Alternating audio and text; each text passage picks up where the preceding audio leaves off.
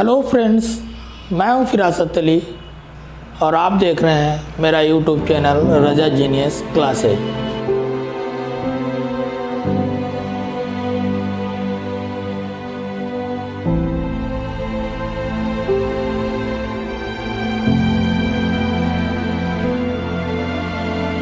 तो आइए चलते हैं, हम बात करते हैं आज वॉइस की।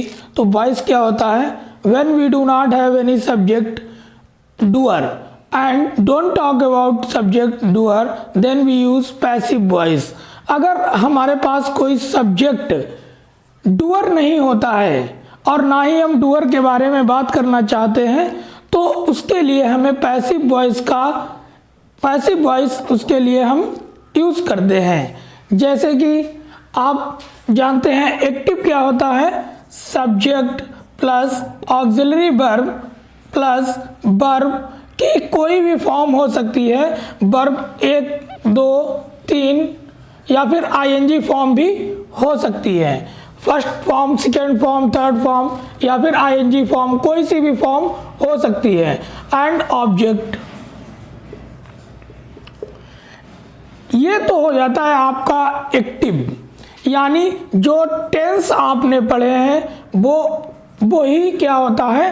एक्टिव होता है। अब हम बात करेंगे पैसिव वॉइस कैसा होता है। पैसिव वॉइस का स्ट्रक्चर तो देखिए, passive subject plus auxiliary verb plus verb की थर्ड फॉर्म प्लस ऑब्जेक्ट। क्या होता है? ऑब्जेक्ट को हम सब्जेक्ट बना देते हैं और इस सब्जेक्ट को हम ऑब्जेक्ट बना देते हैं। इस सब्जेक्ट को हम ऑब्जेक्ट बना देते हैं। और ऑक्सिलरी वर्ब यहाँ अगर कोई है तब भी लगानी होगी, अगर नहीं है कोई ऑक्सिलरी वर्ब यानी हेल्पिंग वर्ब नहीं है तब भी पैसिव वॉइस में हमको हेल्पिंग वर्ब जरूर प्रयोग करनी होगी। और वर्ब की यहाँ पर कोई भी फॉर्म हो उसे रूल्स के अकॉर्डिंग हम वर्ब की थर्ड फॉर्म कर देंगे। Changing rules for passive voice.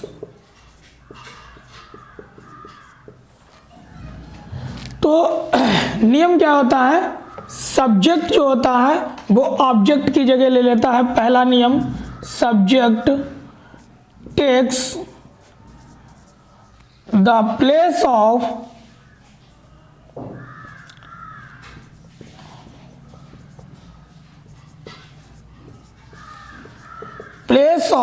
Object.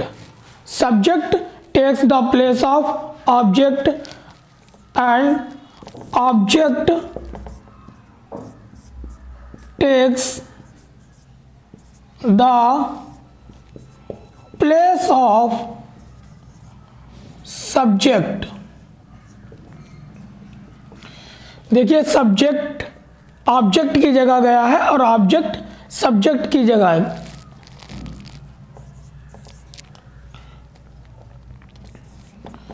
Auxiliary verb यानी helping verb is used compulsory।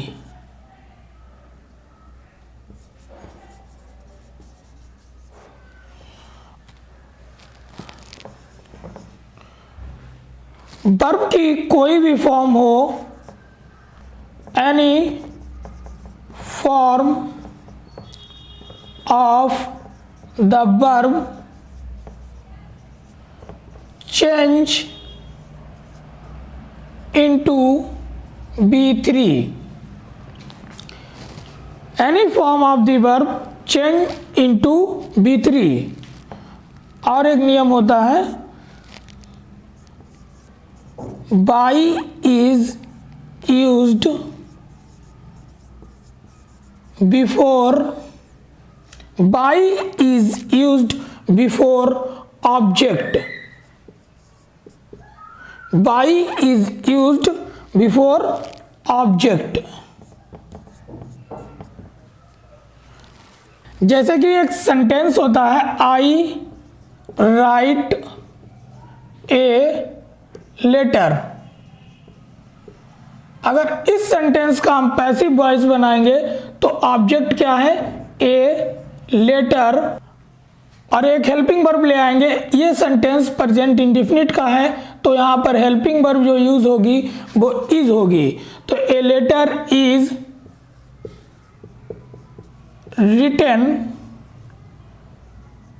Written by, I का प्रोनाउन, चेंज ऑफ प्रोनाउन बताएंगे आगे, आई का हो जाएगा मी।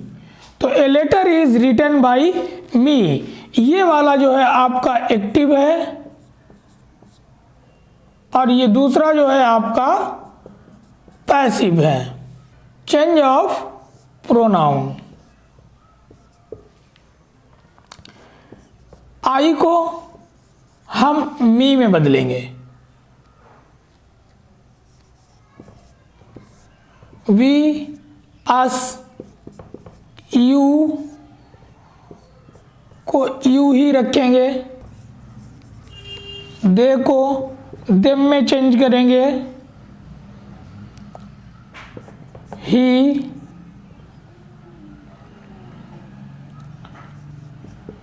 Him, she, her, it, its. Change of pronoun I me, और ये मी से आई भी हो सकता है और आई से मी भी हो जाएगा। अगर सब्जेक्ट में आई है तो उसे ऑब्जेक्ट में भी बनाएंगे, और अगर ऑब्जेक्ट में मी है तो उसे सब्जेक्ट बनाएंगे। जब पैसिव वॉइस बनाते समय तो उसे आई बना देंगे। तो ये दोनों इधर उधर चेंज हो सकते हैं। तो इसी प्रकार से यही नियम सब में लागू होगा, यानी वी का अस होगा और अस का बी हो जाएगा, यू ही रहेगा, दे का देम हो जाएगा और देम का दे हो जाएगा। तो चेंज ऑफ प्रोनाउन। तो आगे बढ़ते हैं, आपको इतना समझ में आ गया होगा कौन सी हेल्पिंग वर्ब कहाँ यूज करनी है और कैसे यूज करनी है, ये हम बताते हैं आप।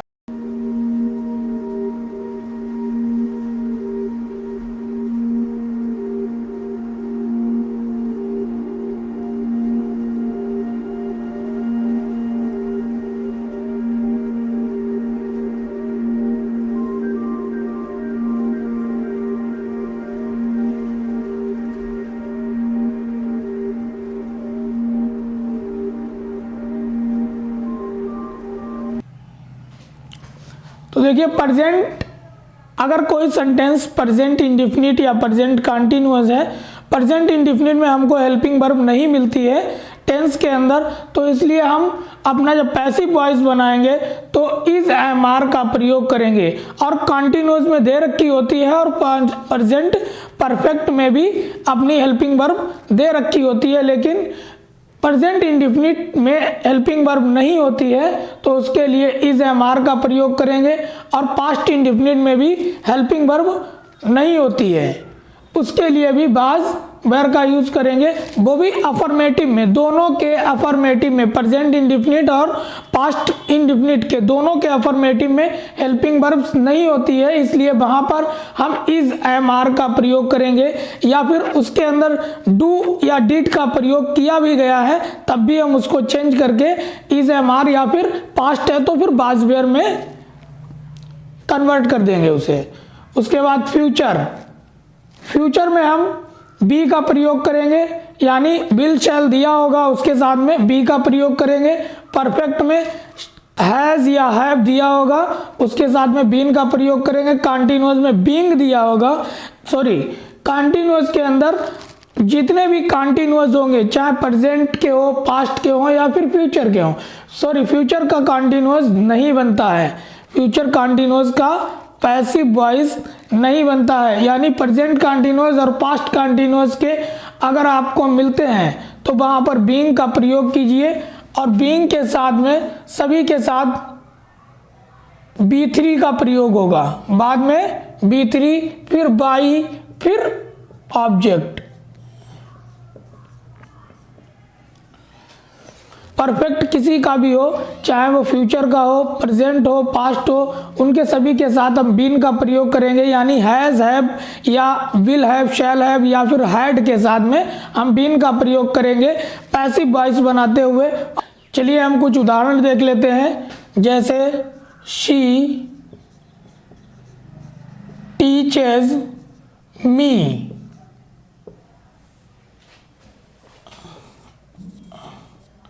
एग्जाम्पल्स हम देखते हैं, सी टीचेज मी, तो ये सेंटेंस प्रेजेंट इंडिफिनिट का है। अगर हम इसे चेंज करना चाहें तो कैसे चेंज करेंगे, तो क्या हो जाएगा, मी को हम आई में और आई के साथ हेल्पिंग वर्ब एम का प्रयोग करना होगा, आई एम, और टीचेज ये इसको हम कन्वर्ट करेंगे वर्ब की थर्ड फॉर्म में, ये फर्स्ट फॉर्म दी गई है, तो आई एम टॉट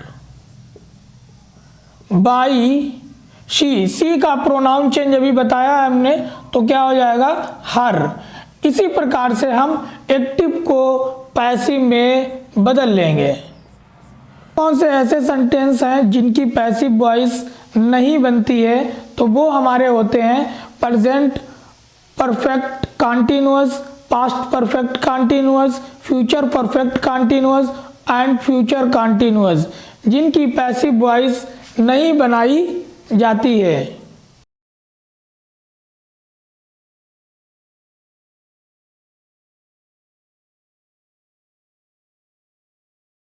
चार टेंस ऐसे होते हैं जिनकी पैसिव वॉइस नहीं बनती है, वो होते हैं present perfect continuous, past perfect continuous, future perfect continuous and future continuous. इनकी पैसिव वॉइस नहीं बनती है। बाकी हमारे 8 टेंस ऐसे होते हैं जिनकी पैसिव वॉइस बनती है, तो उनके मैंने आपको सभी नियम बता दिए हैं, और मैं अगली वीडियो में आपको बताऊंगा इंपरेटिव सेंटेंसेस के पैसिव वॉइस कैसे बनाए जाते हैं।